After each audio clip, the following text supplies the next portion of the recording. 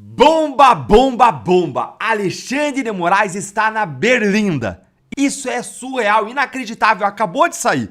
Saiu agora uma declaração oficial dos Estados Unidos dizendo isso que eu contei pra vocês e a questão que fica é: Moraes está sendo investigado pelos Estados Unidos? Olha aqui comigo o comunicado que acabou de sair. Isso aqui é breaking news. A secretária de campanhas do PT recebeu 5 milhões de reais do careca do INSS. Empresária que atuou nas campanhas de Rui Costa, atual chefe da Casa Civil, e Dilma Rousseff, recebeu dinheiro em 6 parcelas já no atual governo Lula, diz a reportagem. Estava demorando até demais para que o escândalo multibilionário do INSS batesse a porta da quadrilha disfarçada de partido, que é o PT. Publicitários ligados ao PT ou tesoureiros são categorias que cá entre nós, todos, sem exceção até hoje, se encalacraram com a justiça, acusados de escândalos de desvios. É por isso que não vemos tanto empenho, tanto vigor em investigar a fundo o desvio bilionário do INSS.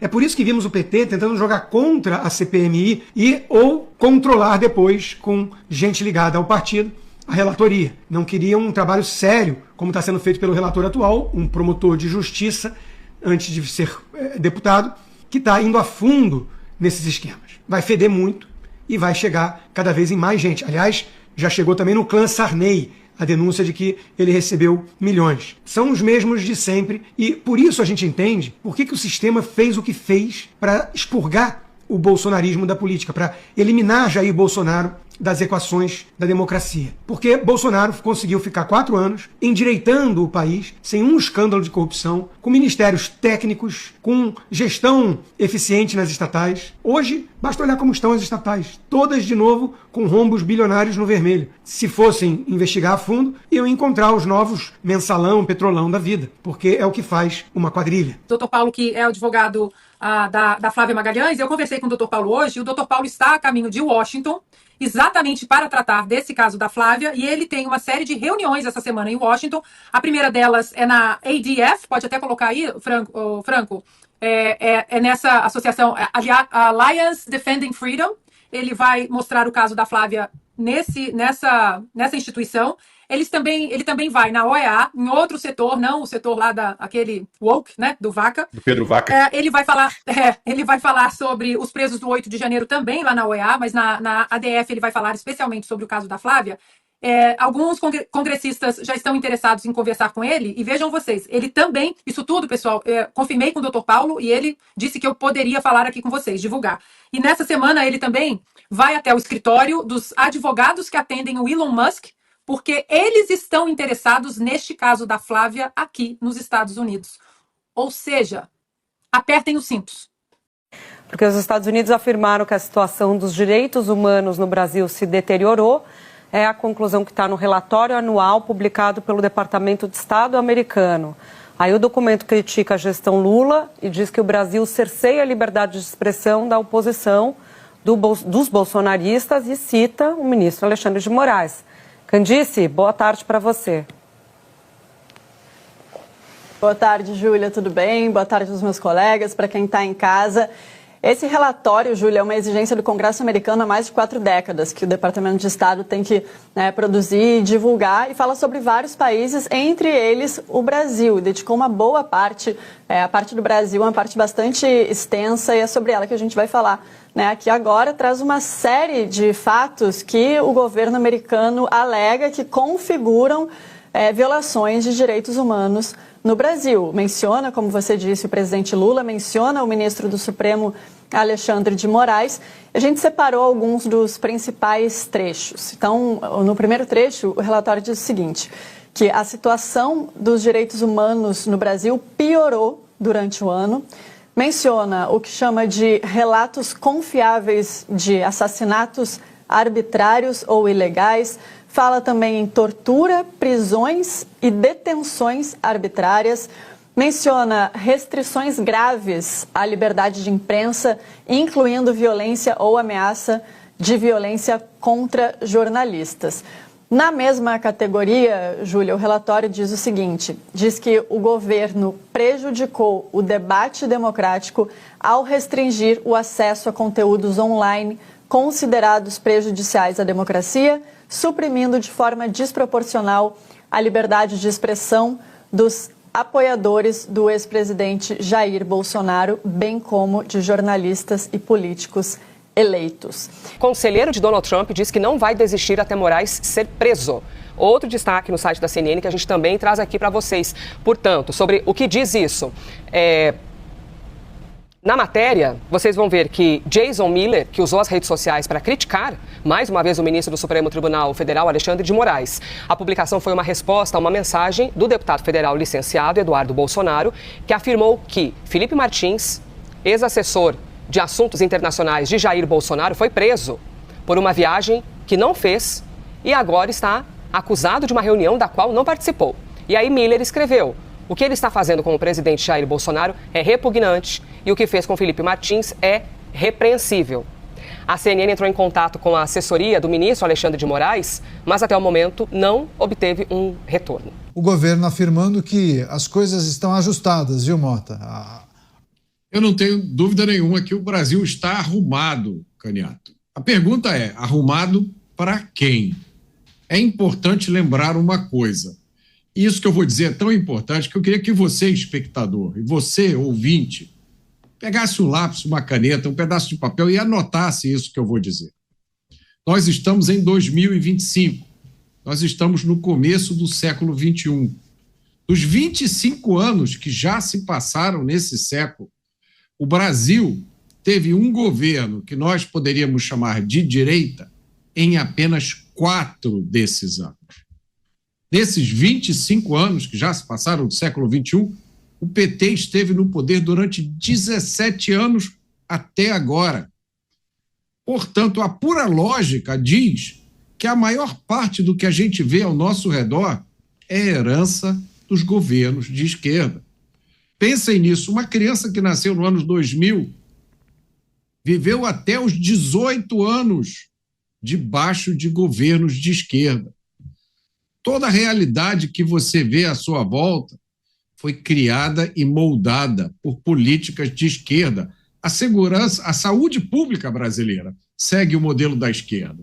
O desastre na segurança pública do Brasil é 100% produto das ideias de esquerda.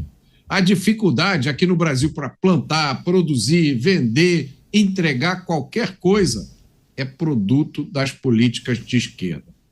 Foi durante os governos de esquerda, nunca esqueçamos isso, que aconteceram no Brasil os maiores escândalos de corrupção da história do planeta. E o toque final dessa tragédia foi a transformação do nosso sistema de justiça em arma política para perseguir adversários, uma coisa tão absurda que motivou a aplicação de sanções internacionais. Eu não tenho dúvida que o Brasil está arrumado. A pergunta que fica é: arrumado para quem, companheiro? Tenho tomado café da manhã de segunda a sexta acompanhando 2 canais de notícias, a CNN Brasil e a Globo News, na qual trabalhei por 5 anos na década de 1990, quando a emissora ainda fazia jornalismo. Não é masoquismo, e é coisa de meia hora, 40 minutos. Fico listando as narrativas desengonçadas, as opiniões delirantes, os comportamentos ativistas para tentar expor a turminha nos espaços jornalísticos que ocupo. Ainda não tive indigestão diante da TV porque encaro com bom humor. Sim, dou boas gargalhadas com tanta bobagem que é produzida, ao mesmo tempo em que tento controlar um certo desespero.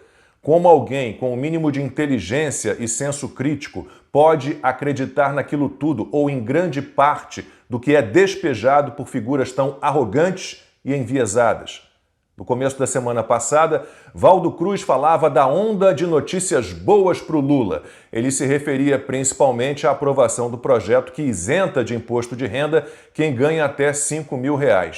Esqueceu, claro, que o texto foi aprovado por unanimidade e que a oposição propôs que a isenção fosse estendida a quem ganha até 10 mil. Citou também a videoconferência entre Trump e Lula. Considerou uma grande vitória do petista, ignorando, como de costume, o que pode atrapalhar os esforços de Geraldo Alckmin, Fernando Haddad e Mauro Vieira. Eles vão conversar com o pitbull do presidente americano, o secretário de Estado, Marco Rubio. Alguma chance de revisão das tarifas sobre produtos brasileiros importados pelos Estados Unidos? Sim. Alguma chance de recuo na aplicação da Lei Magnitsky contra Alexandre de Moraes? Nenhuma. Valdo até tinha criticado acertadamente a medida provisória que aumentou a alíquota do imposto sobre operações financeiras. Também não gostava muito da nova MP, que taxaria rendimentos de aplicações e apostas esportivas, abandonando a garfada ilegal no IOF. Mesmo assim, mostrava otimismo em relação ao kit reeleição que Lula e seu ministro da propaganda enganosa, Sidônio Palmeira, montavam. O dançarino de frevo da falecida Globo News apostava na aprovação da nova medida e não escondeu sua irritação com a Câmara, que derrubou o texto. Entre um gole de café e outro, ouvi o senhorzinho dizer que a oposição só tinha sido contra o plano da turma do PT para prejudicar o governo Lula. Não foi porque o petista já baixou 27 medidas que provocaram aumento de impostos. Valdo Cruz Credo tem mesmo percepção e memória criminosamente seletivas. A oposição se posicionou contra medidas que apenas empurrariam com mais força o Brasil para o fundo do poço. É costume do PT, isso sim, votar contra tudo o que pode trazer benefícios para o Brasil. Foi assim com o Plano Real, a mini-reforma trabalhista, a reforma da Previdência, a lei da liberdade econômica. Valdo finge que não percebe que os adeptos do quanto pior, melhor tomaram o poder de novo. Quando na oposição, o PT trabalha para desgraçar nosso país. Quando no governo, o partido de Lula, infelizmente, tem mais chance de implementar a calamidade. A bomba fiscal está armada, com a carga tributária aumentando assustadoramente e os gastos estatais avançando em ritmo ainda maior. As contas não fecham. O déficit e as dívidas do governo aumentam. As famílias brasileiras se afogam em inadimplência. E é esse o objetivo, sempre foi: prender a população na pobreza e distribuir a ela as migalhas de sempre. Quando desligo a TV a cada manhã, o que me resta é isso. Se é bom para o Lula, é ruim para o Brasil. Ex-auxiliares de Bolsonaro apresentam alegações finais após Moraes ameaçar destituir advogados. Gente, Moraes, ele ameaçou ou ele destituiu? E depois voltou atrás? Porque é importante colocar isso de forma bem clara. De forma bem clara mesmo. Porque muitos juristas estavam pontuando que a destituição era inconstitucional. Não poderia ter se dado como se deu. No mínimo tinha que ter, sabe, avisado para os réus o que está acontecendo, notificá-los, ver se eles queriam colocar outra turma de advogados antes de passar o caso para a DPU. E aí você compara a manchete da Folha de São Paulo com a manchete da CNN. Defesa de Martins envia alegações finais ao Supremo após readmissão de advogado. Opa, mas peraí. Como é que é readmissão? Se o ministro só ameaçou destituir. Então não teve ameaça. Então isso aqui é fake news. Isso aqui é crime. Porque no Brasil fake news é crime. E tá ali, ó. Eduardo Conte, da defesa de Marcelo Câmara, também apresentou alegações finais após Moraes recuar de destituição. No Brasil, se o Ranier for bolsonarista, ele precisa ser preso. Porque no Brasil, se você é bolsonarista em mente, você vai pra cadeia. Tem que ser preso. Mas é a sorte dele que ele é petista, né? No mínimo, porque tá na Folha de São Paulo. Mas vamos continuar. Eu tô nervoso logo no início do vídeo de hoje.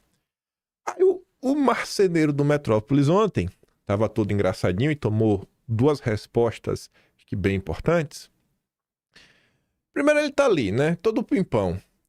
Uma simples descrição dos fatos. Essa pessoa ficou 6 meses presa preventivamente por uma entrada nos Estados Unidos que nunca aconteceu. Foi meio que isso, né? Do Felipe Martins. Aí o Verdivaldo já começa a puxar, né, a linha numa direção que vai chegar no Guilherme Amado. Que ele pergunta: quem criou esse documento falso de imigração, perfeitamente elaborado para justificar a prisão do Felipe?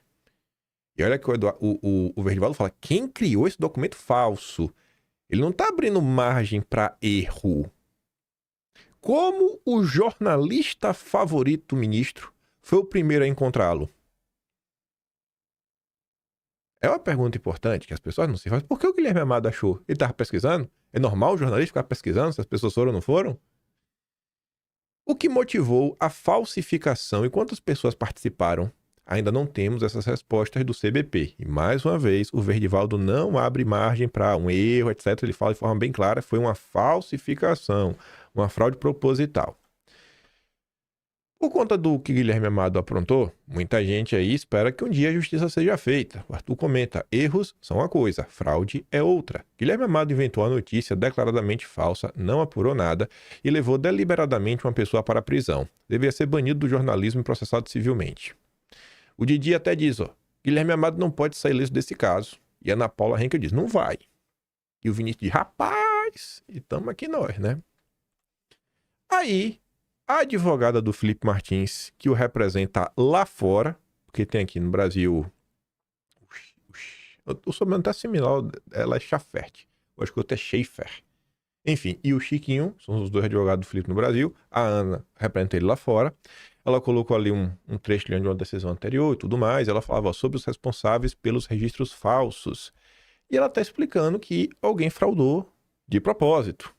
Aí o marceneiro do Metrópolis... Por que marceneiro do Metrópolis? Se você não sabe por quê, você tem que chamar pelo nome certo. Porque o marceneiro é quem faz o quê? Móveis. Quem faz móveis. Qual móvel que ele produz?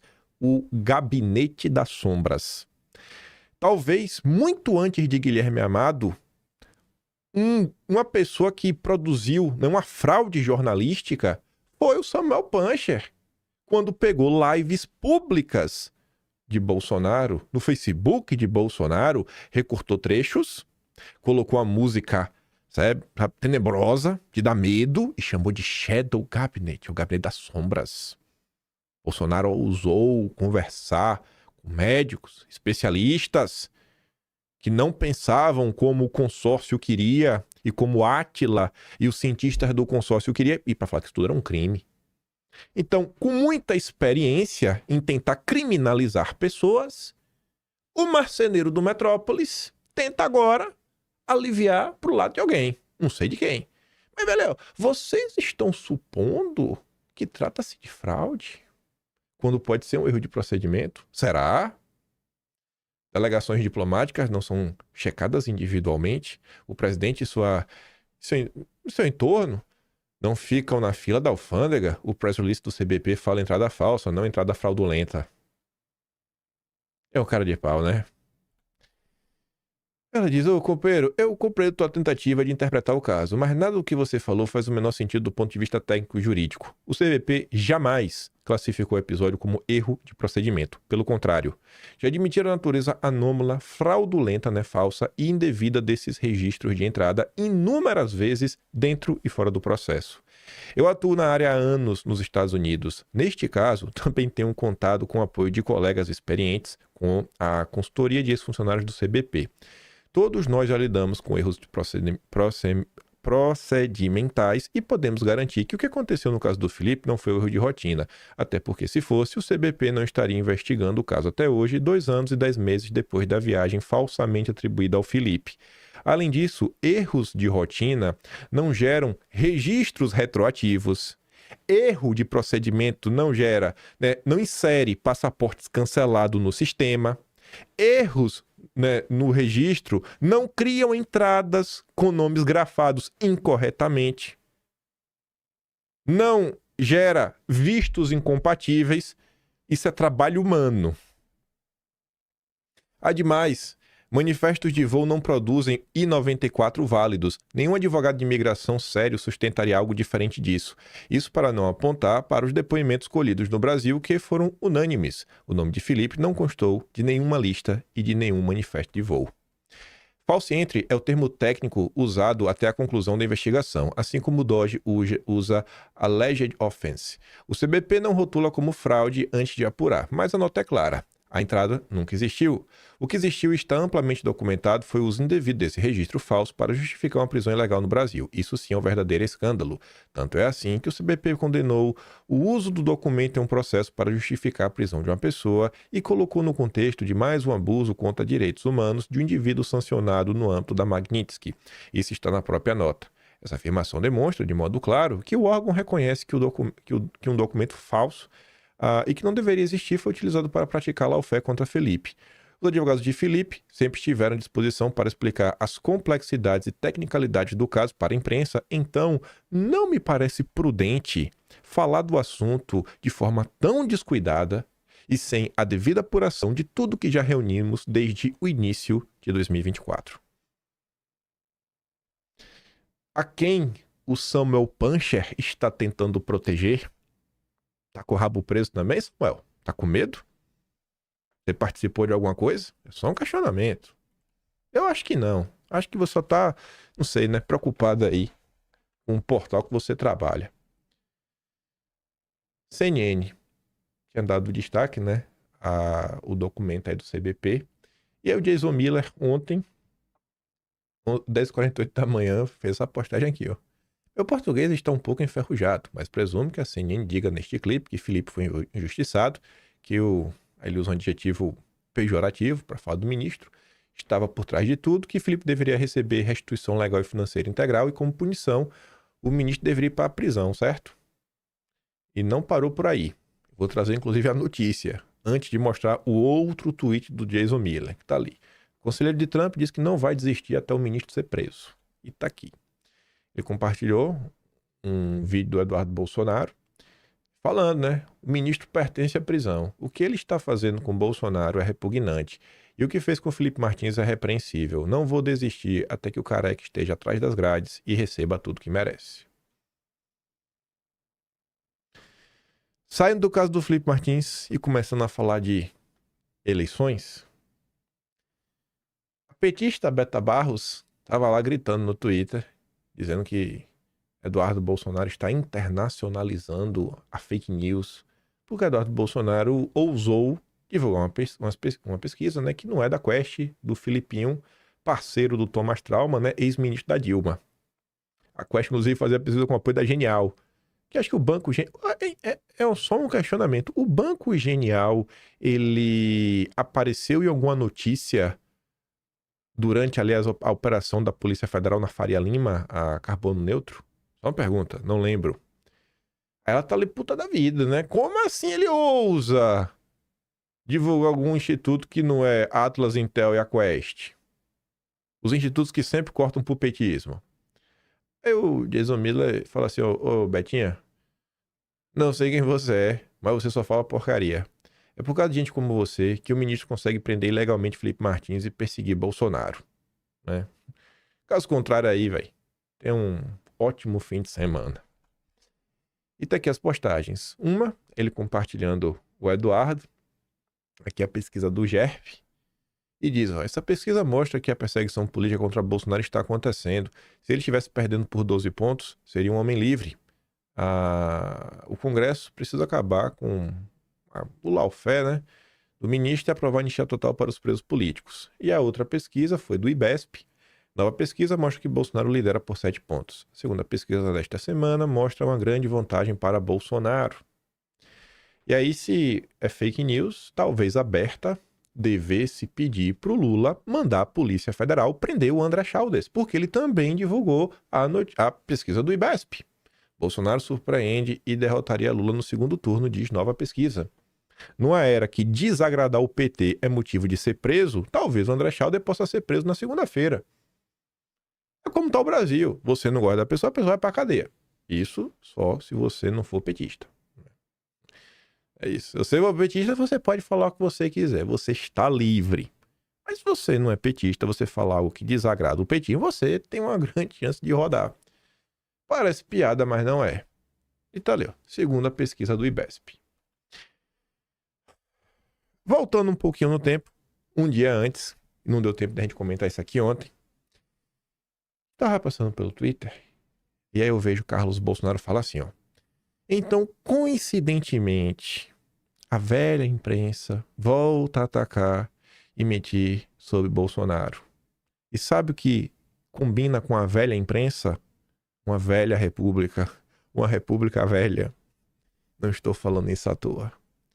Por que não falam de mais ilegalidades explodidas ontem e mais um dia de prisão política de Bolsonaro? Porque, Carlos, eles querem Bolsonaro preso, não só a imprensa, né? Como também o Centrão. E aí, pelo horário da postagem do Carlos, eu acho que ele estava comentando, né? Voltando a atacar e mentir sobre Eduardo, a matéria do Lauro Jardim, o nosso amplamente conhecido porta-voz do mercado financeiro. Eduardo Bolsonaro quer explodir o Tarcísio. E o Renato diz, né? A turma do Dedé está empenhada em manter o TradeT ativo. Aí eu fui lá dar uma olhada no que é que dizia a matéria. Só tem um parágrafo. A nota do Lauro Jardim é só isso aqui, ó. Eduardo deu uma submergida, mas interlocutores do ainda deputado afirmam que ele anda prometendo explodir Tarcísio nas próximas semanas. Só tem isso. Só para queimar Eduardo assim do nada. E o Lauro Jardim também estava ali, né? A urgência não é política, é de mercado. Aliados de Bolsonaro querem convencê-lo a declarar imediatamente apoio a Tarcísio. Também no Lauro Jardim, né? Aliados. Aí eu fui lá, vi a matéria na íntegra. Um grupo do PL, ou seja, Duda Lima, Valdemar, Altineu e tantos outros. E de aliados de Bolsonaro, Ciro Nogueira, querem montar um mutirão para convencer Bolsonaro a anunciar o mais rápido possível que, em função de sua saúde, não será mais candidato a presidente, como se ele, inelegível, pudesse ser. Mas, enfim, essa é a narrativa cultivada por ele. E, no mesmo movimento, comunicar também que Bolsonaro vai apoiar o Tarcísio. Primeiro convencer, olha, tu tá mal de saúde de Bolsonaro, não seja candidato, e em paralelo já apoia o Tarcísio aí. Não há o menor sinal de que Bolsonaro seria simpático à proposta. O mais provável é que ele não tope decidir nada por agora, mas a ideia é um bom exemplo de como a direita está aturdida e procurando sair do corner da maneira que for. Eu não acho que tem sair do corner, né? Eu acho que tem um isolamento de Bolsonaro, né? Como a direita, Ciro Nogueira, Valdemar, está tentando rifar Bolsonaro. Aí lá vai o Centrão de novo. Centrão já cogita afastar-se do bolsonarismo e de Ratinho. Como na casa em que falta pão todos ralham e ninguém tem razão, o ex-casal perfeito começou a brigar em público. Quando é que isso aqui acontece? Depois da visita de Ciro Nogueira Bolsonaro, que a risadinha do Ciro de sorriso amarelo, ao ser questionado sobre 2026, quando você vê que ele não esboça nenhum tipo de emoção de eu sei de uma notícia muito boa, mas que eu não posso falar, não é essa notícia. A notícia é o miserável do Bolsonaro não tá apoiando o cara que eu quero e meu plano para ser vice não tá avançando. É a típica coisa que passou na cabeça dele. Não, eu defendi isso, aquilo, outro. E tá aí, né? O Ciro Nogueira não sabe o que fazer. Cada vez mais distante, a chance de se reeleger senador. Não tem cara que tem humildade para fazer como a Aécio, como a Gleice e se lançar deputado para garantir um mandato. Resta aí, né, um tudo ou nada para tentar se manter como um possível vice. O Centrão ensaia uma ruptura para renegociar o seu passe. O grupo entende que sem ruído não há reajuste e fingir distância continua sendo o jeito mais antigo de se fazer notar. Ao que tudo indica, o ultimato de Ciro Nogueira, né, que ele tentou impor a Bolsonaro, não funcionou como esperava. O movimento parece que perdeu força e agora o grupo busca um novo jeito de se recolocar, tentando dar sentido político ao próprio barulho. Na mesma linha do Centrão, temos a liderança do Partido Novo, que o Chiquinho, eu não posso cobrar o Chiquinho, né? Chiquinho, e aí, Chiquinho? Eu falei do Felipe Martins aí, Chiquinho, porque eu acho que eu tenho que falar de tudo que é importante para esse país. Seja homem, Chiquinho. Fale do seu companheiro de partido, Felipe Dávila. Eu quero ver a sua brabeza, Chiquinho. Do mesmo jeito que você fala de mim. Eu tô até esperando, inclusive, o dossiê que você falou que ia fazer de mim, hein? E provar, inclusive, que eu sou funcionário do Gilmar Mendes, que você anda me acusando. Seja homem, Chiquinho. Pra falar do Felipe Dávila nesse mesmo tom. Tenho que pirraçar, né? Vocês adoram me difamar. Vê o que diz o Felipe Dávila. Primeiro eu vou ler o que a Yara diz, ó. O emissário do Grupo Esfera, porque debocha da prisão de Bolsonaro. Assiste depois o vídeo, veja a cara dele falando, né, que vão inventar fake news sobre Bolsonaro, né? Como se Bolsonaro fosse uma máquina de inventar fake news. Então, assim, um feitiço virando contra o feiticeiro. está contando os dias de pena em regime fechado e achei isso importante porque Bolsonaro vai perder a voz e o espaço para negociações políticas.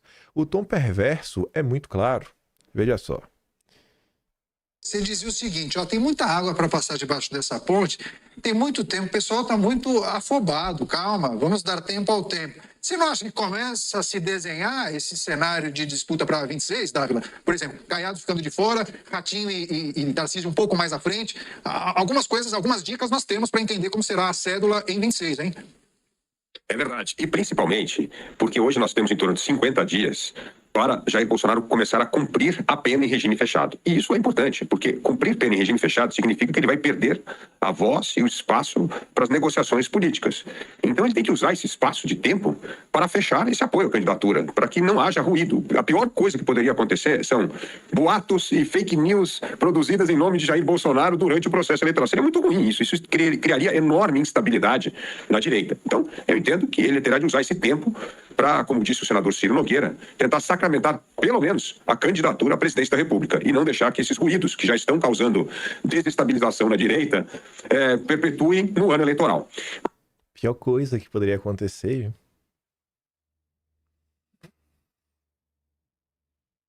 São boatos e fake news, sabe? O cara vai dando risada, isso daí, né? Eu tô ligado.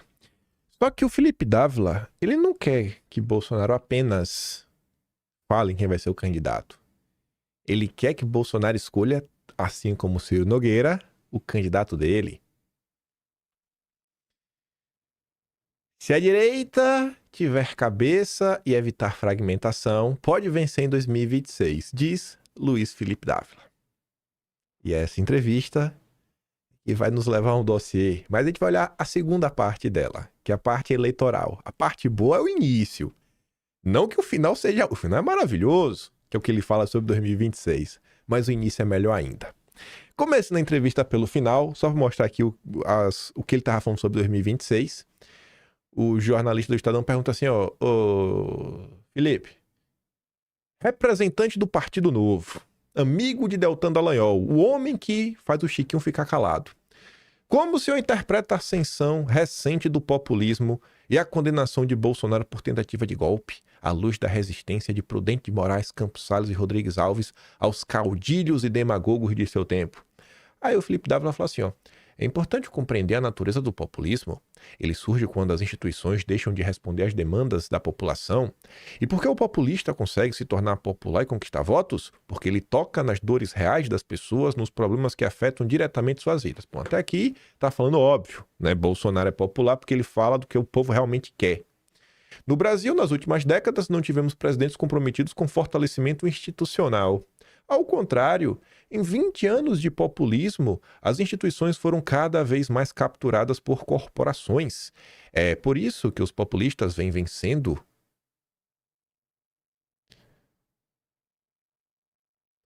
Porque faltaram líderes dispostos a reformar as instituições, a libertá-las da captura pelo corporativismo, público-privado e orientar a política pública para resultados concretos. Mas isso nos últimos 20 anos, viu? Um pouco antes teve o FHC. A gente vai chegar lá. E ele também defende o Temer. E como podemos vacinar o país contra essa mentalidade populista? Sou otimista nesse ponto. Hoje existe uma geração extraordinária de novos governadores e prefeitos comprometida com a gestão baseada em dados e evidências. Aí que vai. Se houver os governadores conseguindo viabilizar uma candidatura pela direita, sem o apoio do bolsonarismo, sem recorrer ao populismo, e aí eu queria muito, mas isso não é possível, né? Eu queria sentar com cada um de vocês e falar, prove pra mim que não é o Ciro Nogueira que escreveu esse texto. Prove que não é o Ciro Nogueira. Você não consegue. Se não mostrar a manchete, não falar que é o Felipe Dávila, você não consegue saber se foi ele ou se foi o Ciro Nogueira. Porque é o mesmo argumento. Você vê assim um alinhamento total. É essencial ter um objetivo em comum. Ciro Nogueira também fala isso. Aí ele faz um comparativo lá com os 3 presidentes da República Velha que ele mencionou. Prudente de Moraes queria estabelecer uma democracia liberal no Brasil. Campos Salles reorganizar as finanças públicas. Rodrigues Alves retomar o crescimento econômico. Ninguém entregou nada. E qual que deve ser o objetivo comum hoje? Retirar o Lula e o PT do poder. Esse tem que ser o foco. É o inimigo, segundo Ciro Nogueira. que não consegue apontar o que é o sistema. Se começarem as disputas internas, cada um puxando para um lado, o projeto se perde. Que projeto?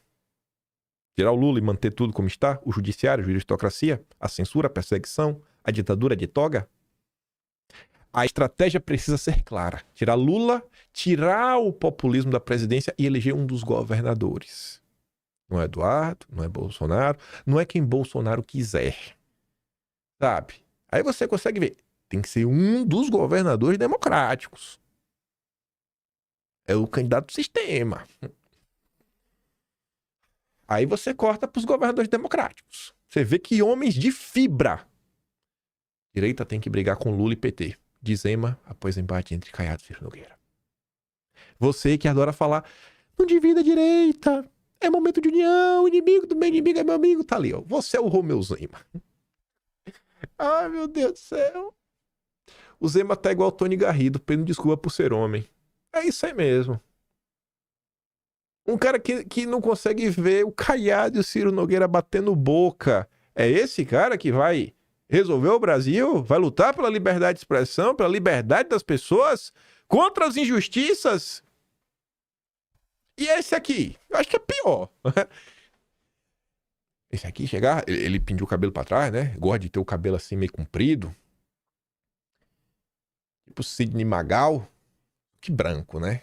Branco não, prateado. Ele é bonito demais pra ser branco. Aí ele chega com aquela voz dele lá de vaqueiro do interior, né? Tirado da coronel. Quem manda no meu estado sou eu. Quem manda no meu estado sou eu. Porque quando a procuradoria, o Ministério Público mandou fazer isso, fala, a polícia é minha. A polícia é minha, quem manda aqui sou eu. É? E aí eu dei pra dar um indulto a Bolsonaro tem que ser homem. Pra dar um indulto a Bolsonaro tem que ser homem. Pra dar e manter. Quem manda sou eu. Não dá porcaria nenhuma, rapaz. É um covarde. Tá ali, ó. Sob a liminar concedida pelo ministro do Supremo Moraes em ação proposta pelo PT contra o andamento de obras da nossa gestão. Eu quero afirmar que eu vou cumprir a decisão, viu? Eu arreguei. Eu quero falar que eu vou arregar, que eu sou um covarde. Mas eu gostaria também de dizer que durante a posse do Fachin, me encheu de esperança uma frase do novo presidente, seu discurso, ao direito que é de direita, político da política, né? O voto do ministro foi político, mas eu vou cumprir, viu? E aí, é esse o homem que vai manter o indulto?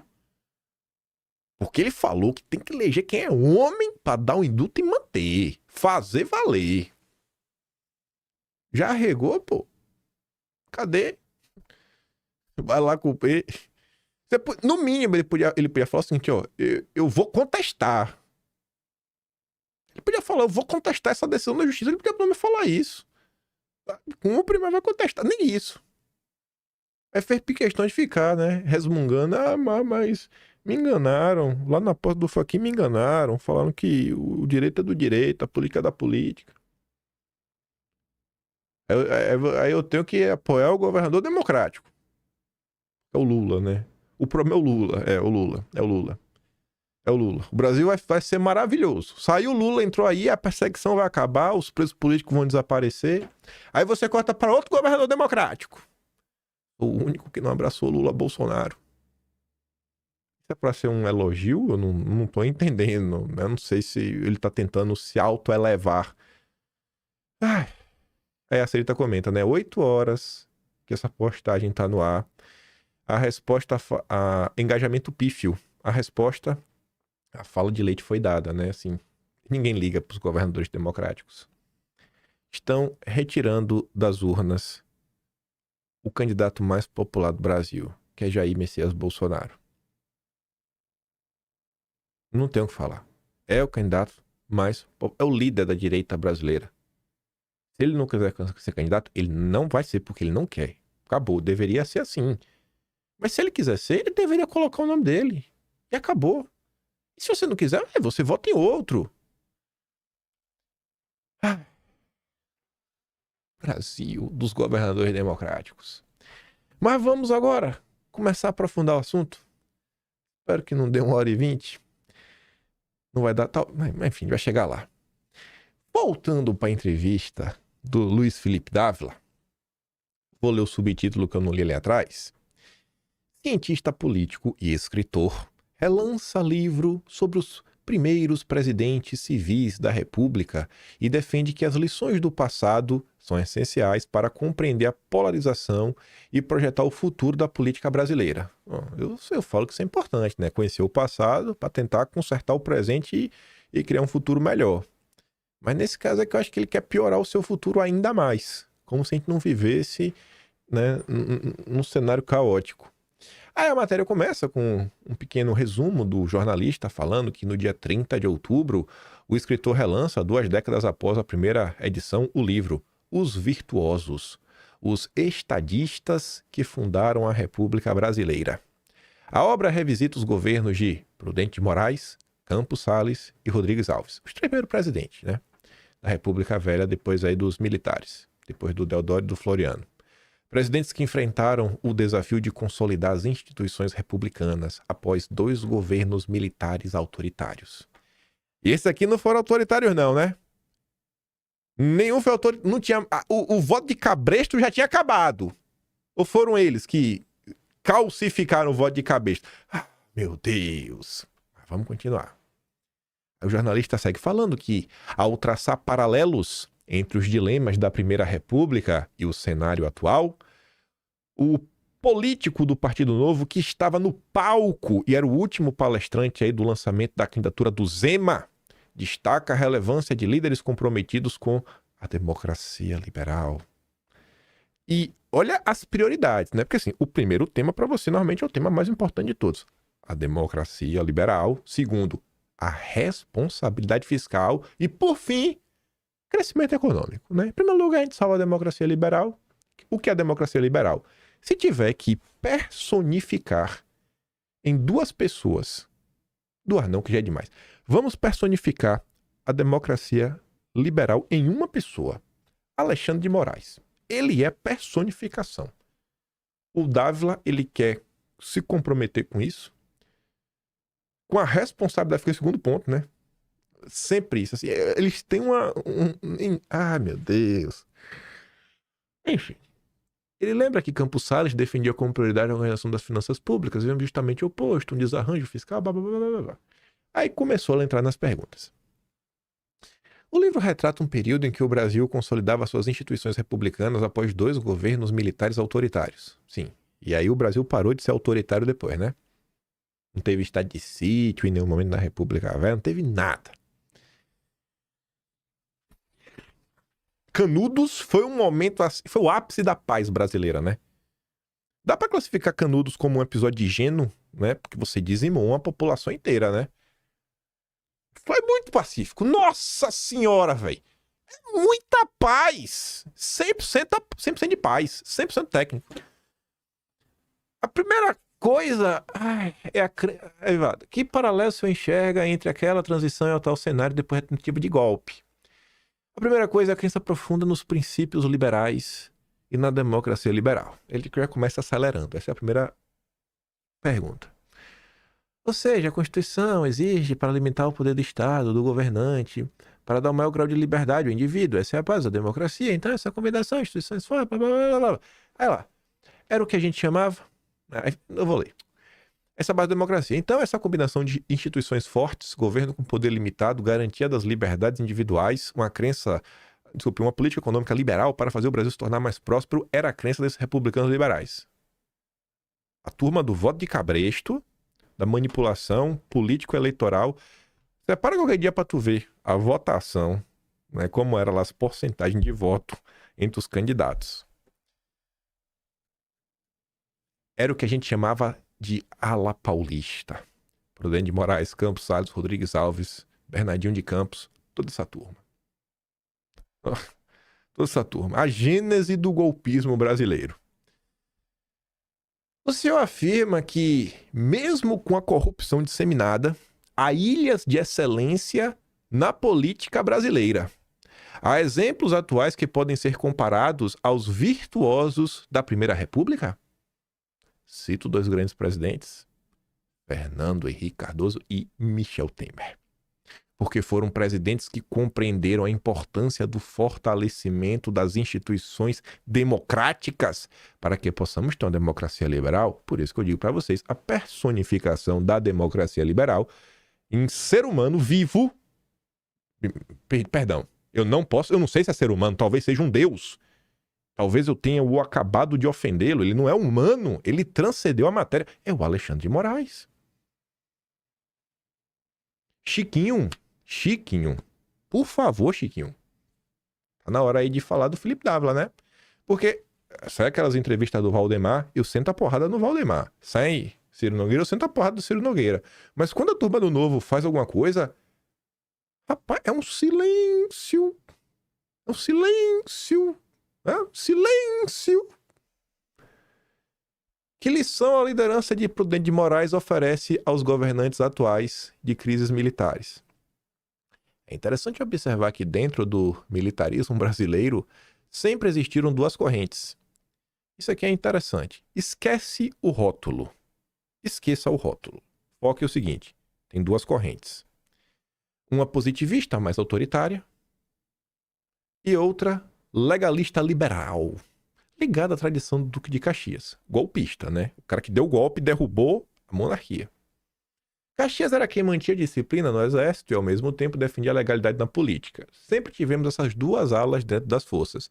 E no episódio recente ficou claro que a ala golpista é a majoritária no exército brasileiro. Sim, a ala pró-sistema, né? Que o sistema é golpista no final do dia.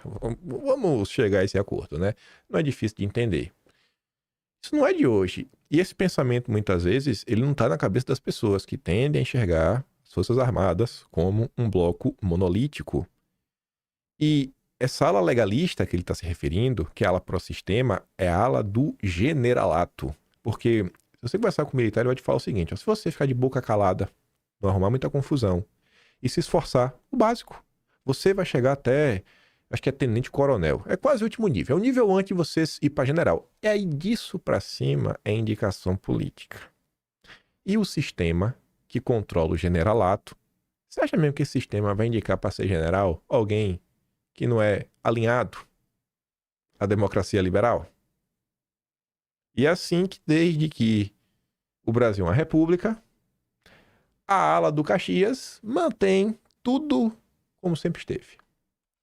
Aí, como eu conheço um pouco da história, e eu sabia que o Felipe Dávila estava mentindo, eu já tinha até umas matérias, eu vou trazer aqui algumas coisas que a gente já usou em dossiês passados, mas eu também queria trazer umas coisas a mais, sistematizar o meu pensamento, só para não falar de boca para fora. Eu fui perguntar ao ChatGPT para contar a verdadeira história. Porque esse papinho aí de Prudente de Moraes, Rodrigues Abba, é conversa mole. Não tem nada de virtude, não tem nada de estadista virtuoso.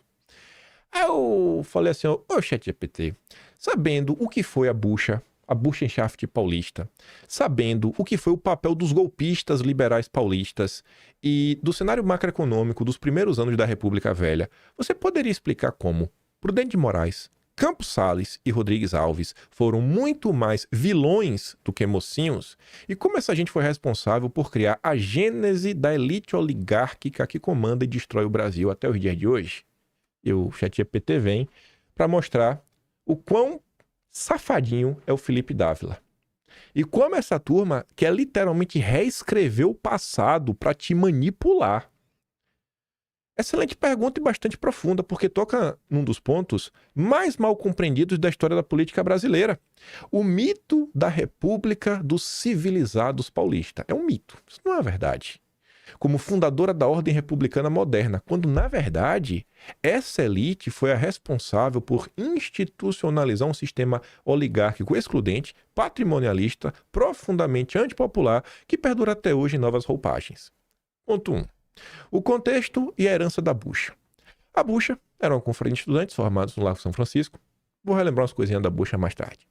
Inspirado nas ligas estudantis alemãs que defendiam ideias liberais, mais liberais no sentido elitista do século XIX, traduzindo: liberdade econômica para os grandes, ordem para os pequenos e controle político nas mãos de gente de bem, tipo Felipe Dávila. Esses jovens, muitos ligados a famílias cafeicultoras, formaram a espinha dorsal do que viria a ser o liberalismo oligárquico paulista. Eles se diziam republicanos, mas defendiam uma república que substituísse o imperador por uma aristocracia civil de homens de posse e instrução. Em outras palavras, eles queriam a república para si, não para o povo. E aí vem a transição do Império para a República, que foi através de um golpe. Quando a monarquia caiu em 89, esses liberais paulistas viram a oportunidade de ouro. A proclamação da República foi um golpe militar, mas logo o golpe foi civilizado pelos bacharéis do café, porque existia essa fusão. Você tem que pensar o seguinte: a classe intelectual, a imprensa e o setor da elite financeira e econômica era quase uma coisa só. Por quê? Júlio de Mesquita, fundador do Estadão, era da elite paulista, bacharel do direito lá em São Francisco e dono do Estadão. O Campos Salles era político, bacharel, Largo do São Francisco, e fez parte, inclusive, do primeiro governo do Deodoro. Não, desculpa. Foi o Deodoro que... Foi o Deodoro? Ele estava no do Deodoro. Sim, estava no Deodoro. Estava no Deodoro. Quase certeza. Enfim, aí você vai pegando assim, pessoas e vê, ó, fulano de tal é da família que é do café, que a mesma família do café tem um braço que também opera o sistema financeiro, então tem a parte econômica, a parte financeira, e também está ligado aos bacharéis. Então, falar assim, a República dos Bacharéis, assim, tô lá os Testa de Ferro, que foram os militares, e como sempre ocorre no Brasil, as elites dão um golpe e colocam a culpa em alguém. Enfim, que deram roupagem constitucional e liberal ao regime, ao mesmo tempo em que estrangularam qualquer possibilidade de democratização real. O voto continuava sendo controlado, o poder era concentrado nos estados mais ricos, sobretudo São Paulo e Minas, e a turma chama de República do Café com Leite, mas já provamos por A mais B, relembro as coisas hoje, que todos os presidentes da República Velha, com exceção do Epitácio Pessoa, que é aquele que se elegeu estando em Paris, não estava fazendo campanha no Brasil, acho que só Epitácio Pessoa não era da bucha, todos eram da bucha, inclusive os presidentes mineiros, todos estudaram no Largo de São Francisco. E o sistema de política dos governadores de Campos Salles consolidou o coronelismo como instrumento de perpetuação do poder, o voto de cabresto dos coronéis. É isso daqui que o Felipe Dávila defende. E aí vamos dar uma olhada, né? Nos 3 grandes estadistas virtuosos do Felipe Dávila. Prudente de Moraes. Primeiro, o presidente civil e paulista representava o triunfo dos cafeicultores e bacharéis sobre os militares e os populares. Ele pacificou o país à força, né? Não, acabou o autoritarismo. Na força, massacrou movimentos sociais, neutralizou o exército com força autônoma. Como força autônoma. Sua pacificação da revolta de Canudos com o extermínio acabou o autoritarismo. A quem interessa mentir? Hein, Felipe Dávila?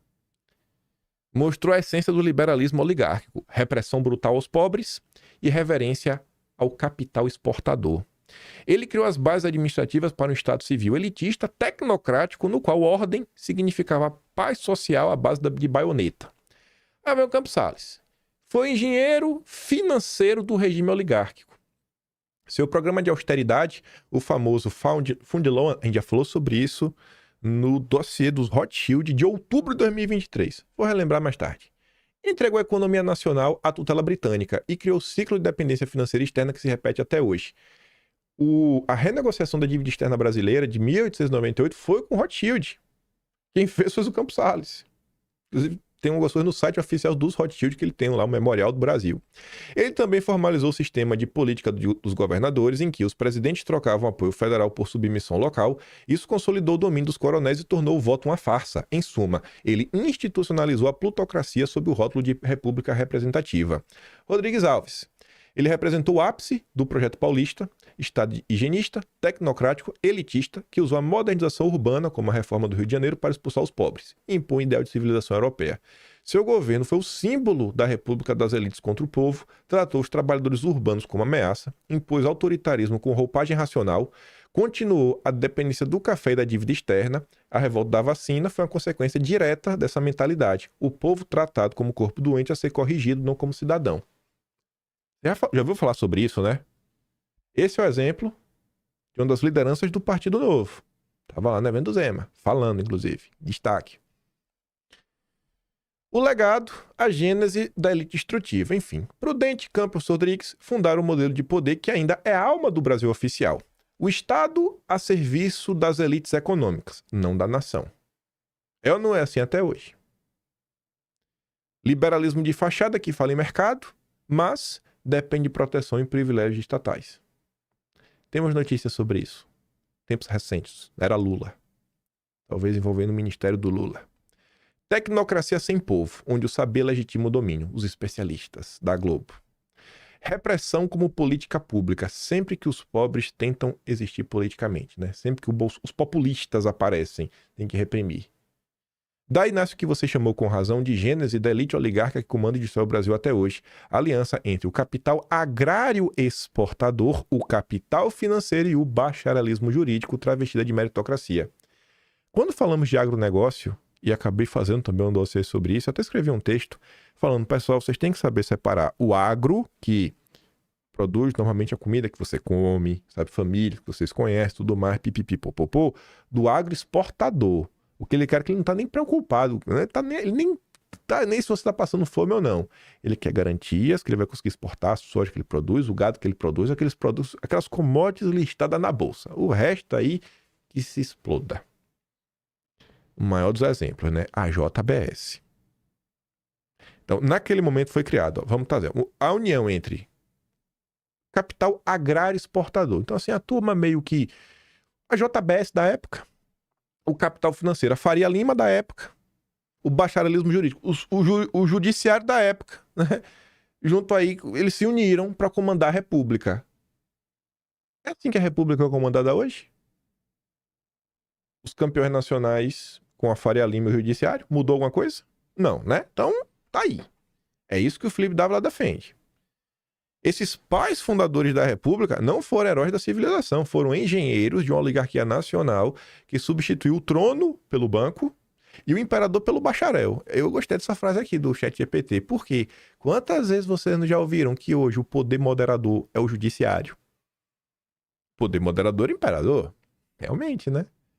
O que mudou ao longo do tempo foram as máscaras. O mesmo projeto oligárquico que antes se dizia liberal, hoje se diz democrático, sustentável ou tecnocrático. Mas o princípio é idêntico. Um país governado por poucos, em nome da ordem, contra o povo. Para manter o Estado democrático de direito. Para relembrar a Bucha, e quem nunca nem ouviu falar dela, foi um grupo de golpistas que trabalharam para derrubar o Império. Foram eles que derrubaram o Império, não foram os militares. Os militares foram instrumentalizados, assim como em 64, não achando que o militar salvou o Brasil do comunismo. Foram bucha de canhão no final do dia. 64 se deveria chamar de, sei lá, revolução ou golpe, mas militar empresarial transnacional. Não só foram os militares que atuaram, mas não foram mesmo. Em 89, também não. 1889 foram, principalmente a elite, junto com a aristocracia e com grande apoio do capital internacional. Na época era o capital britânico que mais comandava, né, no Brasil. Enfim, a Bucha foi uma sociedade secreta liberal e filantrópica que defendia as ideias liberais e republicanos, né, da Faculdade de Direito de São Paulo. Isso aqui está no Wikipedia, esse aqui a gente já comentou sobre isso no passado.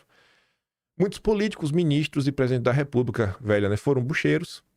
Aí ele comenta que a fundação do Partido Republicano Paulista, o PRP, comandou a República Velha.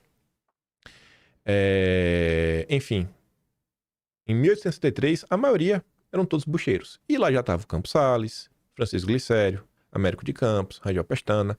Esses últimos foram, ao lado de Júlio de Mesquita, os fundadores do Estadão, que também foi uma espécie de órgão oficial da Bucha. Consta que Júlio de Mesquita Filho foi chaveiro da Bucha.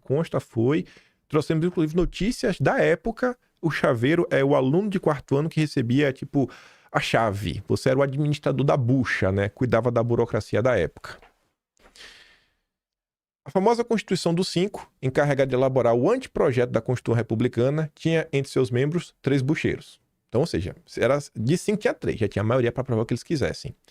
Os 3 ministros civis mais proeminentes do governo de Deodoro, foi o que eu falei, Rui Barbosa, Campos Salles e Quitino Bocaiúva, todos eram bucheiros. Enfim, além dos presidentes paulistas, Prêmio de Moraes, Campos Salles, Rodrigues Alves, Washington Luiz, Júlio Prestes, eleito em 1930, que não chegou a assumir, né? Afonso Pena, Venceslau Brau, Arthur Bernardes, todos foram bucheiros. Fora também a classe artística da época. O PRP, Partido Republicano Paulista, que fomentou todo esse golpismo, ele chegou a ser governado o Valdemar do partido por 13 anos foi o Olavo Egídio Souza Aranha, que ele é o patriarca aí da família, né, um dos pais da família Aranha, que a filha dele, a Francisca, casou com o Paulo Setúbal do Itaú. Então o Setúbal do Itaú vem do Olavo Egídio Souza Aranha, tá no sangue, né? O filho dele lá, o Alfredo, é quem dá o início, que depois lá o outro lado vai consolidar como Itaú. Essa turma toda, lá de trás, o que você vive hoje tem mais de 150 anos de confusão. Aí eu volto. Você falou aí da dependência financeira junto aos britânicos, eu já sabia dessa história também. Eu lembro de ter estudado sobre como o Banco dos Rothschild tiveram um papel de destaque nesse período. Poderia me falar mais sobre isso e sobre essa relação da oligarquia nacional durante a República Velha com o sistema financeiro global e fazer um paralelo com os dias atuais? Perfeito. Essa é uma pergunta central para entender a verdadeira natureza da República Velha e, por consequência, a origem do capitalismo dependente oligárquico brasileiro. A presença dos Rothschild do sistema financeiro britânico é, de fato, uma das peças-chaves para compreender o pacto que a elite republicana fez. A submissão financeira em troca de estabilidade política e enriquecimento pessoal. Vamos destrinchar em partes. Primeiro, papel dos Rothschild. Durante o Império, o Banco Rothschild & Sons de Londres foi o principal intermediário financeiro do Estado brasileiro. Desde o empréstimo da independência de 1824, o Brasil ficou amarrado a Londres por contratos de dívida que incluíam garantias sobre receitas alfandegárias e exportações. Em outubro de 2023, fizemos um dossiê sobre os Rothschild que eu trouxe notícias da época. A Biblioteca Nacional tem notícias da década de 1820. Eu trouxe notícias de 1820, trouxe inclusive notas taquigráficas do Parlamento Brasileiro, onde também estavam denunciando os juros abusivos e um empréstimo nada bacana que foi feito aí contra os Rothschild. Quiser se aprofundar nisso, procura aí, dossiê Rothschild, o de outubro de 2023. Se não, corre lá no Atlas, que tem um capítulo dedicado. Quando a República foi proclamada, essa dependência não apenas continuou, como se aprofundou. Os novos governantes paulistas de perfil liberal adotaram o mesmo modelo de financiamento externo que o Pério usava, só que agora com volume muito maior. Porque a oligarquia cafeira precisava de crédito fácil para sustentar o ciclo de exportação e a política de valorização do café. O Banco Rothschild continuou a atuar como agente fiduciário da dívida brasileira, controlando negociações de títulos e fiscalizando a estabilidade fiscal do país. Na prática, o Brasil terceirizou parte de sua soberania econômica para os bancos de Londres. Em 1898, o próprio Campos Salles renegocia a dívida. Em 1903, o Brasil comprou o Acre. A Bolívia não queria vender, colocaram meio que para negociar um grupo chamado Bolivian Syndicate nos Estados Unidos, que o cara aparentemente era um filho bastardo dos Rothschild. E quem sentou mesmo para negociar foi o Nathan Meyer Rothschild, e que emprestou para o Brasil, mas na época mais 2 milhões de libras. E aumentou ainda mais a dívida, né? Barão do Rio Branco. Eu tenho gostado dele, tenho que gostar de todo mundo. Eu não posso desgostar de ninguém do Brasil. O Fudilô de Campos Salles. A submissão institucionalizada. Eu vou trazer já o que a gente comentou também em outubro de 2023. Porque é esse tipo de coisa que o Felipe está falando. Né? Ele está falando, o Campos Salles foi o arquiteto financeiro da nossa república, da dívida que a gente tem até hoje. O Fudilô acordado por Campos Salles e o Joaquim Murtinho foi o ponto culminante dessa dependência. O Brasil negociou sua dívida com os Rothschild e outros bancos londrinos, suspendendo o pagamento de juros por 3 anos em troca de, olha que acordão, cortes drásticos nos gastos públicos. E o que eles estão prometendo para vocês, enquanto o povo? Mais corte de gasto. Que agora o Brasil vai dar certo. Ele vai tirar ainda mais do pouco que você tem para agora dar certo. Aumento de impostos de exportação, ou seja, reduzir a competitividade dos produtos brasileiros. Sensacional. E compromisso de manter superávit primário. Conceito que, ironicamente, sobrevive até hoje. Até o ChatGPT vendo. Que irônico isso, né? O grande superávit primário. Esse arranjo garantiu a confiança externa, mas entregou a condução da economia ao controle dos credores britânicos. Ou seja, o Brasil passou a ter uma política econômica desenhada para satisfazer Londres, não seu próprio desenvolvimento. Foi um ajuste fiscal avant la lettre. O mesmo tipo de política que o FMI repetiria no século XX e o mesmo tipo de política que a Faria Lima quer impor para o governo, né, através de um governador democrático. A oligarquia é o sistema financeiro global. Além de que a Feira Paulista e seus aliados no Rio e em Minas não viam problema nisso. Pelo contrário, essa dependência garantia que o Estado mantivesse crédito externo e estabilidade cambial, condições perfeitas para exportar café e importar bens de luxo e tecnologia. Mudou alguma coisa? Quando é que a Faria Lima fica maluca? Quando o dólar dispara. Mudou alguma coisa?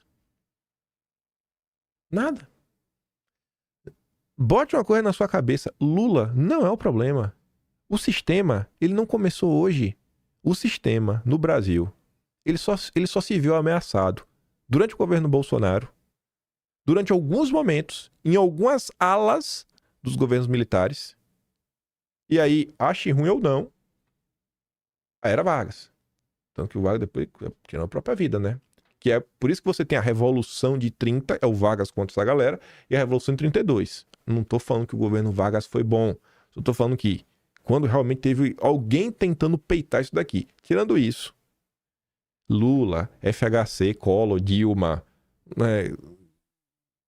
Quem mais? Sei lá, Dutra, Juscelino Kubitschek, no Free dos Ovos. Todo mundo dançou conforme a música. Jânio Quadros, todo mundo dançou conforme a música. Desde 1839. São as mesmas pessoas.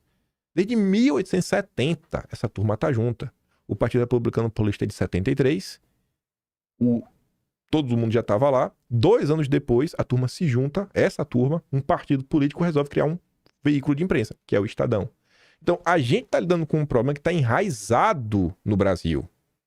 A República é o verdadeiro golpe. A gente tá preso nesse golpe. E não consegue sair dele. E eles querem agora, através de mais um golpe, tira Bolsonaro da eleição, criminaliza a direita bolsonarista, para mais uma vez tentar colocar como opção ou os adestrados da esquerda ou os candidatos golpistas puro sangue, né, que é a turma do Centrão. Mais uma vez é o sistema tentando se reerguer. Enfim. Enquanto a população vivia sob a miséria e coronelismo, o que o povo vive hoje, a oligarquia desfrutava de renda gerada por um sistema econômico montado para servir aos credores internacionais, o Estado funcionava como intermediário, cobrava impostos e exportações, pagava juros e garantia o fluxo de capital estrangeiro. Mudou nada.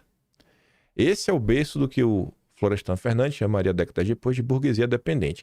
Uma elite que enriquece dentro do sistema global, mas nunca busca autonomia nacional. Aí eu, como tinha pedido, fazer uma comparação com os dias atuais, tá ali, ó. Se você observar bem, o padrão é o mesmo, apenas com novos atores e novas justificativas, comparando a Sexta República, que é o Brasil contemporâneo, com a República Velha, a Primeira República. Lá atrás você tinha Rothschild e bancos britânicos como principais credores. No momento atual, você tem FMI, Banco Mundial e, principalmente, os fundos de investimento globais. A BlackRock, a famosa BlackRock. Mudou os nomes. São as mesmas pessoas. Não que os Rothschild saíram de moda, né? O Ratinho Júnior contratou os Rothschild de uma forma meio estranha. Foi alvo aí de contestação judicial, né? Falam que ele não fez a licitação como deveria fazer. Os Rothschild ajudaram a precificar a venda da Vale.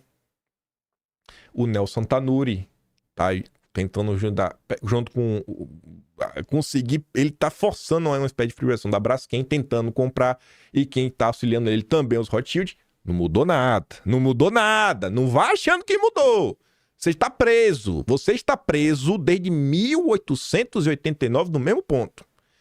Lá atrás, empresários atrelados à austeridade superávit fiscal, agora, meta de inflação, teto de gastos, né, impostos como dogma de responsabilidade fiscal. Não mudou nada. Campos Salles e Joaquim Murtinho como tecnocratas da dependência. Atualmente você tem Meirelles, Campos Neto e outros liberais de confiança do mercado. Não mudou nada. Lá atrás, Estado voltado à exportação de produtos primários. Mudou nada, são os commodities. O agroexportador, né? Estado voltado à exportação de commodities e juros altos para satisfazer rentistas. Lá atrás, burguesia agroexportadora aí bacharelesca. Atualmente, burguesia financeira e tecnocrática globalizada. Globalista é a mesma porcaria. Em ambos os casos, A oligarquia nacional atua como intermediária entre o capital estrangeiro e o trabalho nacional, garantindo que o país permaneça como uma colônia de investimentos, exportador de recursos, enquanto a retórica liberal mascara o controle externo e o empobrecimento interno. Conclusão. Essa relação cria uma elite que se confunde com o próprio sistema financeiro internacional. Você consegue chegar a uma diferença da elite financeira internacional, do sistema financeiro internacional, os globalistas, que a direita chama, e a elite brasileira? Ou a gente chama a elite brasileira de globalistas? Hoje, muitos herdeiros simbólicos dessa oligarquia, grupos empresariais, banqueiros, tecnocratas, juristas de prestígio, reproduzem o mesmo discurso dos civilizados republicanos de 1900. Falam em eficiência, em ordem e mercado, mas no final do dia, eles defendem uma estrutura que mantém o Brasil subordinado e desigual. Por isso, há uma linha direta de continuidade. Rothschilds, o Fundo de Loan, Tecnocracia Paulista, FMI, globalização financeira e mercado confiante. O nome muda, o banco muda, mas o mecanismo é o mesmo. A troca de soberania por crédito e status. Enquanto isso, o povo continua fora do pacto. Aí só para relembrar, Otavano, muito disso aqui a gente já falou lá atrás.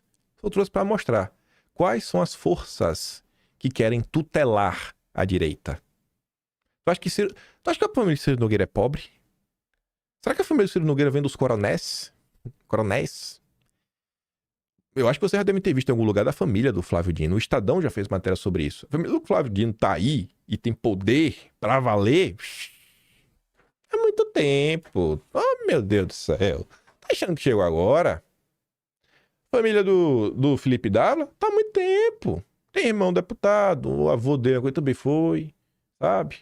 Casado aí com a filha da Bediniz. Meu Deus do céu. Por que tu acha que ele tá no Estadão direto, né? Isso aqui tá no dossiê lá de outubro de 2023. Tem lá uma parte inteira dedicada no site Rothschild, né? Ali, ó. Rothschild, né? Não tem o sotaque. Como o nome... Pela origem do nome, não sei se o nome é originalmente da Alemanha, se pronuncia Rothschild, não é Rothschild. Enfim, tá aqui, ó. Esse é o título original. Aí tem vários pontos, vai do ponto 1 até um ponto tanto. Eu tirei alguns pontos, fala de ferrovia, tudo mais, o papel deles. Mas só pra mostrar pra vocês não viram na época, mas tá ali, ó. Financiar a nova nação, financiar o Brasil, né? Nathan Rothschild em Londres, embora cauteloso em relação aos investimentos sul-americanos, interessou-se cedo pelo novo Estado, pelo Brasil. Ele provavelmente estava considerando o empréstimo ao Brasil já em 1823, concedeu em 24, que é o da independência. O Brasil continuaria dependendo de empréstimos estrangeiros e continua a ter dificuldades em pagar o principal desses empréstimos. Não era à toa, né? Era de propósito. Enfim, não perdeu de vista a posição que ocupam os títulos do governo imperial, a pontualidade inabalável com que durante 28 anos foram pagos os dividendos destes empréstimos. Paga, e nunca acaba de pagar, velho. Ô loucura. Falando especificamente do café, também falava lá, né? O banco era cético em relação a tais esquemas de valorização. Aqui já está falando mais ou menos da década de 30. Mas seguindo o conselho telégrafo de Henry Leach, que era o agente deles no Brasil, eventualmente sentiu que precisava se envolver para não perder negócios para outras empresas. Enfim, como resultado, o banco participou de empréstimo 22 ao Brasil, destinado a financiar o armazenamento de café com empréstimo de 9 milhões de libras, garantindo 3 milhões de sacas de café. O governo teve de proteger esse produto economicamente vital. Em 24, como agente do governo brasileiro, os Rothschilds procuraram seguros para o café, reunindo informações sobre proteção contra incêndios, armazéns pagos pelo Estado de São Paulo. As pessoas vão lembrar, teve a crise do café do preço, então meio que precisava do dinheiro para segurar enquanto estava oscilando demais no mercado internacional. O Fundo de Loan, que o Dávila fala, que a gente já falou lá atrás, isso aqui também é do dossiê de outubro de 23. O conhecido acordo da dívida externa de 1828, que o Felipe Dávila defende, foi pago às custas de aumento de impostos. É o Haddad. Paralisando obras públicas, abandonando a ideia de incentivo à indústria nacional, ou seja, desindustrialização com aumento de imposto. Mudou nada. Até quando o Brasil vai insistir no fracasso? Política do café com leite, como ficou conhecida essa aliança, permitiu à burguesia cafeira paulista de controlar, no âmbito nacional, a política monetária e cambial e a negociação no exterior de empresários para a compra de sacas de café excedentes. Enfim, uma política de intervenção ainda mais ativa que garantia aos cafeicultores lucros seguros. Ou seja, não pode ter Estado para a indústria, não pode ter Estado para o povo. Esse é corte de gasto para o povo. Mas dinheiro para campeão nacional, para elite golpista, aí não falta. Tem que proteger a elite golpista. Gente, ou quebra esse ciclo, ou a gente vai ficar preso para sempre nesse ciclo de fracasso. Assim, meu Deus do céu, e fica em discussão de governo democrático. Aí, porque o Bolsonaro... Quando eu fico vendo alguns setores da direita anti-bolsonarista que tem, falando assim de Bolsonaro, eu falo, meu Deus, velho, como é que pode ser capacho do sistema dessa forma? Antes de avançar, né? Você vê que ele fala, eles se vendem como liberais, mas no final do dia só entrega, sei lá, dependência, né? E é um liberalismo muito elitista. E um liberalismo iluminado, né? Do iluminismo europeu. Quem é? Sabendo que também estamos na República dos Bacharéis até hoje, né? Das togas. Quem era o maior dos iluminados? Quem era o maior dos iluminados? O que acabou de se aposentar, né? Calma que eu vou chegar lá. O que está acontecendo no Brasil hoje? O Murilo pergunta. Quem teve a brilhante ideia de cortar o crédito para o agro, que eu estou produtivo, e expandir o crédito para o setor imobiliário, em que geral é improdutivo? A maior parte do crédito imobiliário, que era do nada, vai para a compra de imóveis prontos, ou seja, seu único efeito é levar o preço do bem. Que ideia de jirica é essa, hein? Aí você tem que saber quem está ganhando dinheiro com isso. Quantos bancos estão ganhando, algumas construtoras estão ganhando, aí você vai ter sua resposta. Falou de banco? Lembra do Lula. A conversa reservada de Lula com 2 banqueiros em São Paulo. Que ninguém sabe o conteúdo, mas sabe que o Lula esteve ali. Agora, sexta-feira, com o Isaac Cine da Febraban e o CEO do Itaú, Milton Filho. Nem a SECOM do governo, nem os banqueiros quiseram falar nada. Por que não fala, hein? Era importante falar. É impressão minha, o Murilo tá falando, não expandir aqui crédito pro setor imobiliário. Ô Murilo, lê esse subtítulo aqui, ó. Lula conversou com os banqueiros após cerimônia sobre crédito habitacional. Você tá querendo saber crédito? Eita, pai. Conversa, perguntei pro Lula. Porque isso está acontecendo no Brasil? Não mudou nada. Estamos presos no ciclo do golpe. Não temos que nos envergonhar em termos institucionais, diz o grande ministro Gilmar Mendes. Decano do Supremo, Gilmar Mendes diz que o Brasil venceu um ataque às instituições em evento do Grupo Esfera. Felipe Dávila é um homem que defende as instituições brasileiras acima de tudo. Mas falando agora da questão do iluminado, eu vi esse compilado aqui esses dias, né?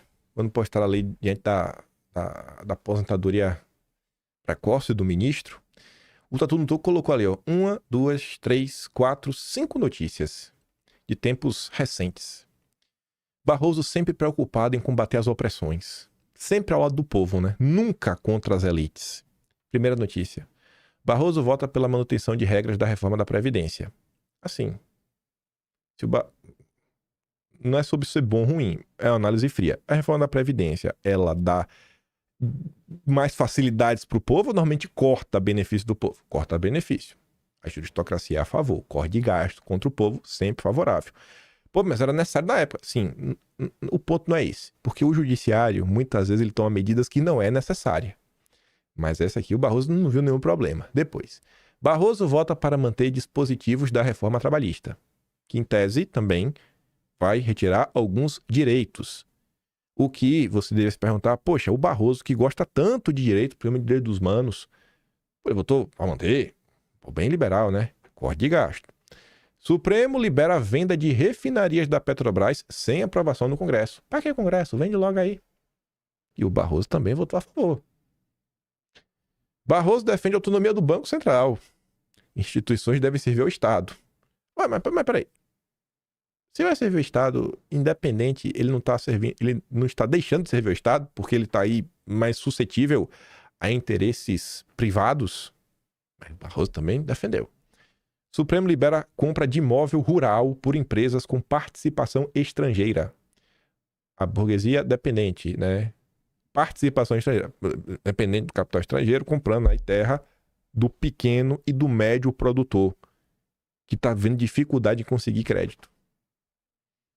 O Brasil não muda, né? Por que será? Tem que acabar com o corporativismo!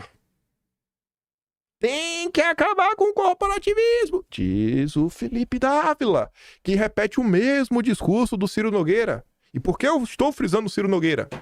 A mão invisível por trás da hesitação de Hugo Mota sobre devedor contumaz. Na hora de ir pra cima do pobre, todo mundo é leão. Na hora de ir pra cima das elites,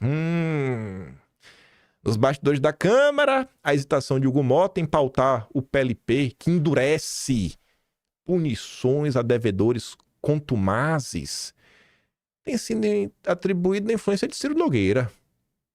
Quando o projeto tramitava entre os senadores, Ciro Nogueira propôs excluir da caracterização de devedor contumaz empresas que atuam em setores nos quais houve forte influência estatal sobre a formação de preços, como no caso dos combustíveis.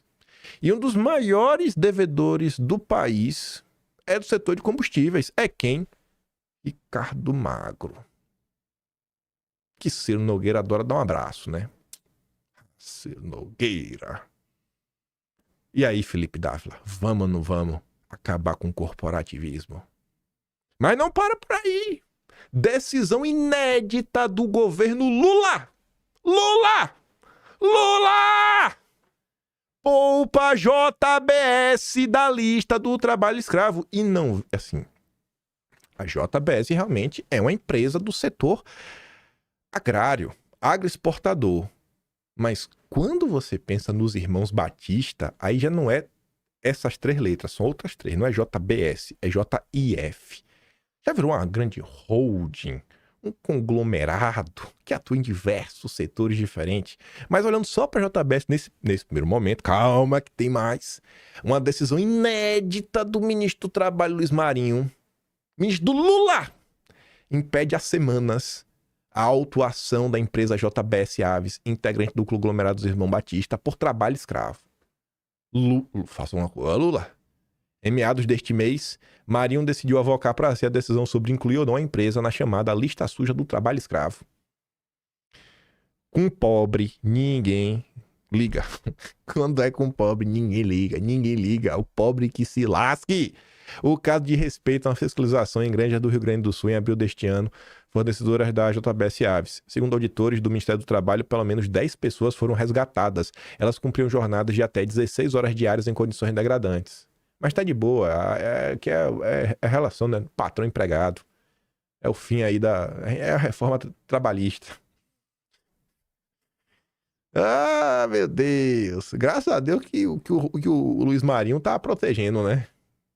Com certeza essa denúncia é fake. Com certeza essa denúncia é fake. Eu acho que deveria ser aberta uma sindicância para investigar esses auditores. Prende preventivamente todos, que no Brasil você primeiro prende, depois você questiona, prende todos, e depois você vai lá e investiga. A possibilidade do ministro do Trabalho avocar para si a decisão sobre punir ou não a empresa existe na consolidação da Lei do Trabalho, mas nunca havia sido utilizado desde 2003. Em resposta à intervenção de Marinho, pelo menos 9 auditores fiscais do Ministério do Trabalho renunciaram aos cargos de chefia. A reunião coletiva foi anunciada na última terça 25 como protesto contra o que os auditores consideraram sua intervenção política de Marinho em seu trabalho. CGU do governo Lula e JIF dos irmãos Batista negociaram acordo de leniência. Diz aqui a Folha.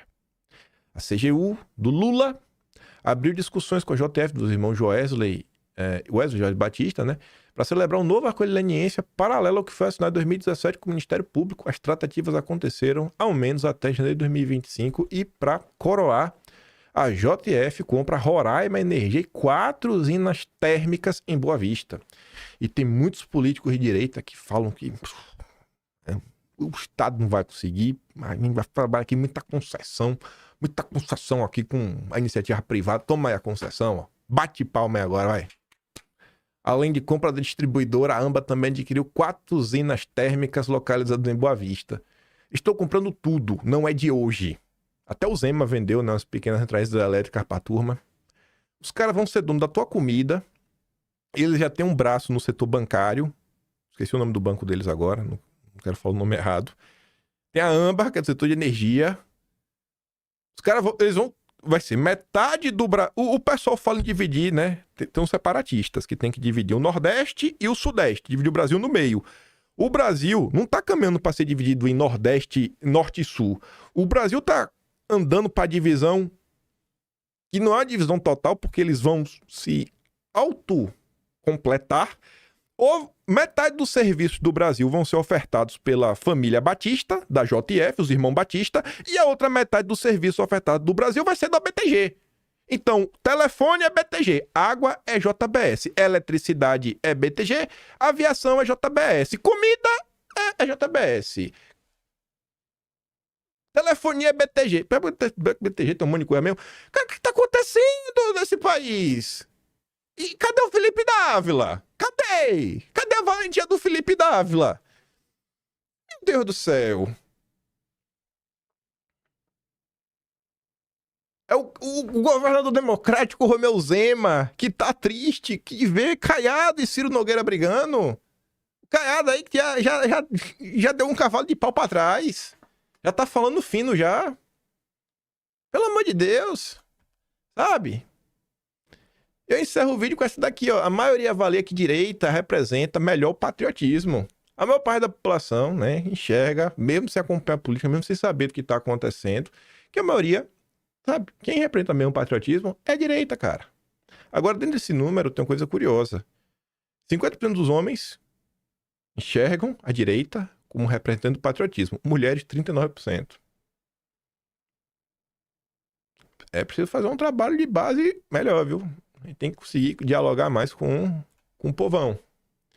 Mas, gente, a República Velha nunca acabou. Ela sempre volta. A gente tá preso nela. Estamos presos nela, sabe? A gente não sai dela em lugar nenhum. Ou realmente a direita, o que se chama direita brasileira, se entende, né, como grupo, entende mais ou menos assim até onde está disposta a ir, até onde está disposta a fazer acordo e não, traça um plano de verdade, entende mais do país, ou, beleza, tira o Lula aí, a gente vai tirar o Lula, a gente vai seguir comentando dos mesmos assuntos, as mesmas confusões acontecendo debaixo de outros presidentes, a gente continuando colocando a mão na cabeça. Outros setores vão continuar se questionando. Nada muda, meu Deus, para quem pega política é tudo igual. Não é que é tudo igual. É que você segue apoiando o mesmo projeto de sempre, com a nova roupagem, com a nova máscara, com a nova roupa. Aí era para estar aqui nesse final aquela imagem do início, que é a celebração do Estadão de 150 anos, que o Kassab tá lá. 150 anos. Os caras estão manipulando a história há 150 anos. A história está sendo contada sob a perspectiva dos vencedores há 150 anos. A narrativa dominante é 150 anos. É o tempo de vida do Estadão. O caso do Felipe Martins está sendo abafado pela Globo. Quantos casos não foram abafados ao longo da história brasileira? Quantos casos polêmicos? O povo não está vivendo na mentira e na desinformação à toa. É um processo ativo. Existe essa intenção. As pessoas precisam entender que mais importante do que lavar a alma é entender por que o Brasil segue dando errado. E eu acho que fica meio fácil de entender quando você pega assim um fio da meada e entende que realmente existe um sistema, os blocões que fazem parte desse sistema, o que eles seguem defendendo em linhas gerais, com roupagem diferente, mas a linha é a mesma. Liberte-se dessas amarras, sabe? Pense fora da caixinha. Não tenha medo de pensar fora da caixinha. Eu fico por aqui, eu vou mandar o vídeo lá do Felipe dando risadinha sobre Bolsonaro lá no Telegram, veja a cara dele. Se você gosta do meu trabalhinho, quiser dar um pouco mais, pode se tornar membro do canal, tem um botão de valeu, tem um Patreon na descrição e tem um Atlas brasileiro. Corre lá. Outubro de 23 tem a primeira parte do dossiê do Rothschild. Novembro de 2023 tem os dossiês da Bucha. Fevereiro de 2024 também tô falando da Bucha. Julho de 2024 tem a parte 2 do Rothschild, não foi julho, é junho. Janeiro tem mais coisa, né, de 2025, que é dos dossiês lá da playlist Horaci. Quem entendeu o Brasil? Vai ficar muito mais claro o que está acontecendo hoje. Aquele grande beijo e abraço. Vejo vocês amanhã. Tamo juntos. Valeu, meus amigos. Fui!